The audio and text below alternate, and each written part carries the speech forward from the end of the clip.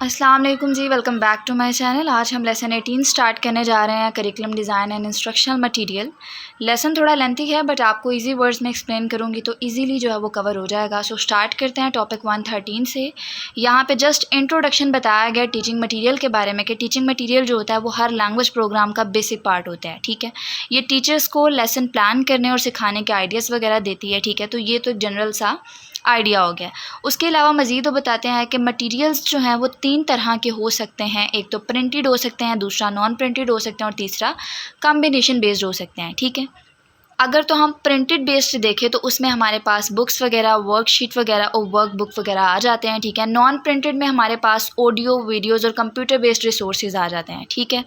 Third पे combination based मैंने बोला है, ये एक तरह से सेल्फ एक्सेस और ऑनलाइन मटेरियल्स के थ्रू जो है वो लिया जाता है, तो इसको हम कम्बिनेशन बेस्ड कहते हैं। मज़ीद यहाँ पे लास्ट पर एक पॉइंट शेयर किया गया है कि in addition materials that are not design for instruction use such as magazine, newspapers and TV material.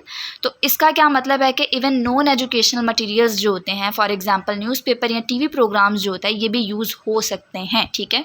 तो ये आपने क्विज के लिए पॉइंट याद रखना है, ठीक है। ये बेसिक सा इंट्रोडक्शन यहाँ पे बताया गया है। देन हम मूव करते हैं टॉपिक 114 पे, रोल ऑफ इंस्ट्रक्शनल मटीरियल।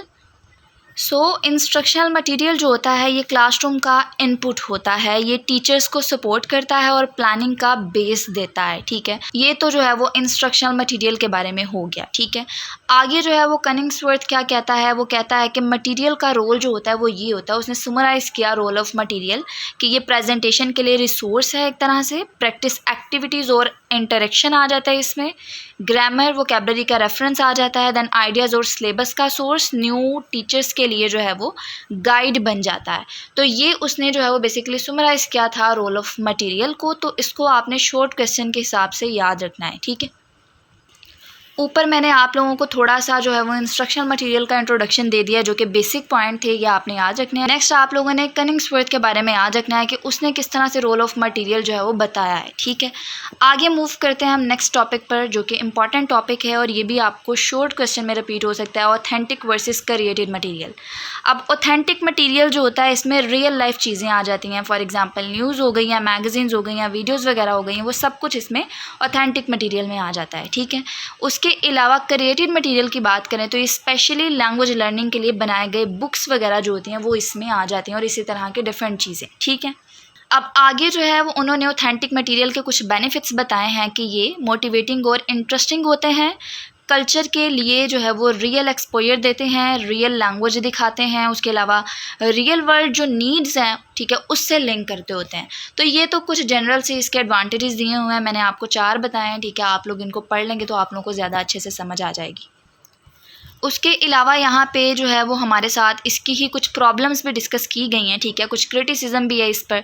तो बताया गया कि ऑथेंटिक मटेरियल जो है ये किस तरह प्रॉब्लम्स की वजह बनता है कि इसमें हार्ड वोकैबुलरी होती है, लर्नर्स के लेवल से ऊपर होता है और टीचर्स को ज़्यादा टाइम लगता है इसको प्रिपेयर करने में, ठीक है।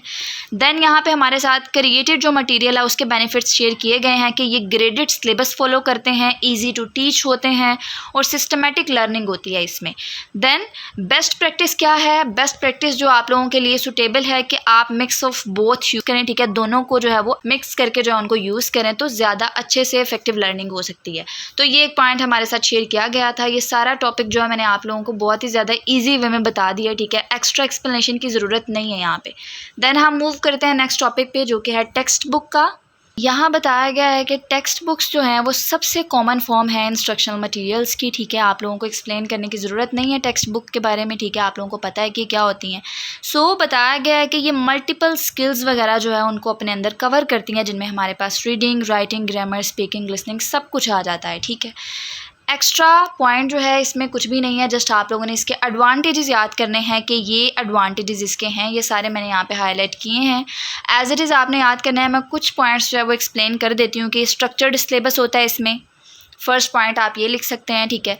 देन सेकंड पे आप लिख सकते हैं कि इंस्ट्रक्शन को स्टैंडर्डाइज करते हैं, क्वालिटी इंश्योर करते हैं। देन एक्स्ट्रा रिसोर्स के साथ आते हैं, लाइक सीरीज़, गाइड्स वगैरह हो गए, ठीक है। टीचर्स के लिए टाइम सेविंग है और ट्रेनिंग टूल भी बनते हैं, ठीक है। तो ये सबसे इजी पॉइंट्स मैंने आपको बता दिए हैं, ठीक है। आप लोग जस्ट ये पॉइंट्स जो मैंने बताया एज इट इज़ लिख दें, ठीक है। छोटे छोटे पॉइंट्स आपने लिखने हैं, कोई ज़्यादा लेंथी आपने नहीं करना है इसको। देन आगे जो है वो कुछ डिसएडवांटेजेस बताए गए हैं कि इसके डिसएडवांटेजेस क्या होते हैं। कि ये फेक लैंग्वेज इसमें यूज़ होती है कभी कभी, ठीक है। रियल वर्ल्ड इश्यूज़ जो हैं उसको अवॉइड करता है ये, लर्नर्स के इंटरेस्ट जो है वो मैच नहीं करते और टीचर्स की क्रिएटिविटी जो है उसको रेस्ट्रिक्ट जो है वो कर देता है। ये कुछ इसके डिसएडवांटेजेस हैं। एज इट इज़ आप यही डिसएडवांटेजेस लिख सकते हैं, ठीक है। आगे मूव करते हैं टॉपिक 117 पे। यहाँ पे इवेलुएटिंग टेक्स्ट बुक के बारे में बताया गया है। टेक्स्ट बुक का इवेलुएशन उसके यूज़ और कॉन्टेक्स्ट पे डिपेंड करता है, ठीक है। तो ये तो एक बेसिक सा पॉइंट है। तो आगे जो है वो हमारे साथ कुछ की क्वेश्चन जो है वो शेयर किए गए हैं कि क्या करिकुलम जो है वो ऑलरेडी डिफाइंड है या टेक्स्ट बुक से डिसाइड होगा। सेकंड क्वेश्चन पे आप कह सकते हैं क्लास साइज़ और लेवल क्या है, टीचर्स की ट्रेनिंग और एक्सपीरियंस कैसी है, क्या लर्नर्स जो है वर्क बुक भी यूज़ करेंगे। तो इस तरह के क्वेश्चन से आप इसको इवेलुएट कर सकते हैं जो भी टेक्स्ट बुक है, ठीक है। देन यहाँ पे और कुछ भी नहीं है, जस्ट यहाँ पे रोल ऑफ टेक्स्ट बुक बताया गया ना program and the teachers in the program. तो आपने इसमें से कुछ भी याद नहीं करना, क्वेश्चन हैं जस्ट बेसिक से क्वेश्चन आपने अपने माइंड में याद रखने हैं कि अगर हमने टेक्स्ट बुक को इवेलुएट करना है तो किस तरह के क्वेश्चन के आंसर्स हमारे पास होने चाहिए, ठीक है। देन टॉपिक 118 आ जाता है criteria for text book evaluation. So यहाँ पे कनिंग्सवर्थ जो है उसने 4 क्राइटेरिया रखे थे। फर्स्ट पे क्या है कि लर्नर्स की नीड्स से मैच होना चाहिए, ठीक है। सेकंड पे क्या है कि फ्यूचर यूज़ ऑफ लैंग्वेज को सपोर्ट करें। थर्ड पे क्या है कि लर्निंग को फैसिलिटेट करें और फोर्थ पे क्या है लर्निंग का सपोर्ट रोल हो। तो ये 4 पॉइंट्स जो हैं वो बेसिकली कनिंग्सवर्थ ने जो है वो क्राइटेरिया के तौर पर रखे थे।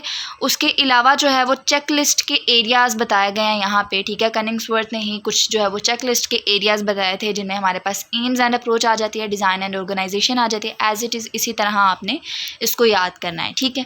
देन नीचे वो बताते हैं कि इवैल्यूएशन करने के लिए प्रोग्राम, टीचर, लर्नर, कंटेंट और पेडागोजी जो है उसके फैक्टर्स कंसीडर करना ज़रूरी होता है, ठीक है। टॉपिक 119 देख लेते हैं, अडेप्टिंग टेक्स्ट बुक्स। तो टेक्स्ट बुक को अडेप्ट करना होता है ताकि वो स्पेसिफिक क्लास के लिए सूटेबल हो, ठीक है। सो अडेप्टेशन टाइप्स यहाँ पे बताई गई हैं। एक तो कंटेंट मॉडिफाई करना, ठीक है, एक्स्ट्रा कंटेंट ऐड या रिमूव करना वगैरह इसमें आ जाता है। देन ऑर्डर चेंज करना, मिसिंग आइटम्स ऐड करना, टास्क को चेंज करना, एक्स्ट्रा प्रैक्टिस देना, ठीक है। तो ये सब कुछ यहाँ पे जो है वो मैंने आपको सम अप करके बता दिया है, ठीक है। यहाँ पे आपने याद क्या करना है, आप लोगों ने अडेप्टेशन की जो टाइप्स हैं, ठीक है, उनको एक दफ़ा रीड करना है कि वो कौन सी हैं, ठीक है। किस तरह से हम अपने मटेरियल को जो है वो और ज़्यादा बेहतर बना सकते हैं। मीन्स कि आपने टेक्स्ट बुक को देखा, उसमें किसी किस्म की चेंजिंग्स है वो आपने की, ठीक है। कुछ ऐड करना है, ऑर्डर वगैरह चेंज करना है, कुछ मिसिंग आइटम्स आपने ऐड करनी है, ठीक है। टास्क वगैरह उसमें चेंज करने हैं, एक्स्ट्रा प्रैक्टिस डालनी है, ठीक है। तो वो सब चीज़ें आप उसमें डाल सकते हैं। तो इसको हम बेसिकली अडेप्टेशन टाइप्स में कंसीडर करते हैं। देन टॉपिक 120 आ जाता है। यहाँ पे हमारे साथ course book, learners and teachers के बारे में बताया गया। सो टेक्स्ट बुक जो है वो लर्नर्स और टीचर्स के दरमियान रिलेशनशिप बिल्ड करता है, लेकिन कुछ स्कॉलर्स कहते हैं कि बुक्स जो हैं वो लर्नर की नीड्स को इग्नोर करती हैं, ठीक है। अब यहाँ पे प्रभु जो है उसके अकॉर्डिंग बताया गया है कि टीचर्स को लर्नर्स की नीड पता होनी चाहिए, ठीक है। टेक्स्ट बुक जो है वो उन नीड्स को इग्नोर करता है। ऑल राइट जो है वो क्या कहता है, वो कहता है बुक्स जो हैं वो स्टूडेंट को नेगोशिएशन का चांस नहीं देती, इसीलिए उनकी इंगेजमेंट जो है वो कम होती है।